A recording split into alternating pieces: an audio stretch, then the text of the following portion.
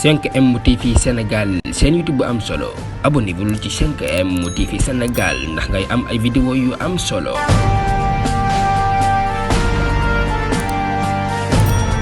mbokk yi siifar 5M TV Sénégal dal leen ak jàmm ci xibaar nouvelle bu neex la ñuy dikk ak yéen ci xibaar yi mu di Pape Alé Niang mi ñu téye woon daal lañ koy libéré niki tey jii loolu nag nekk nouvelle boo xam ne nag bu neex la lool ci xooli Sénégal yëpp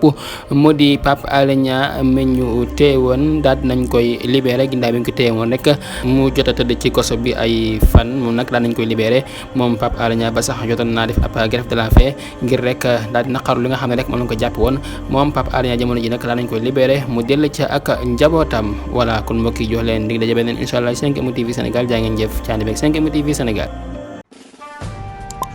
5M TV Sénégal seen YouTube bu am solo abonnez-vous ci 5M TV Sénégal ndax ngay am ay vidéo yu am solo.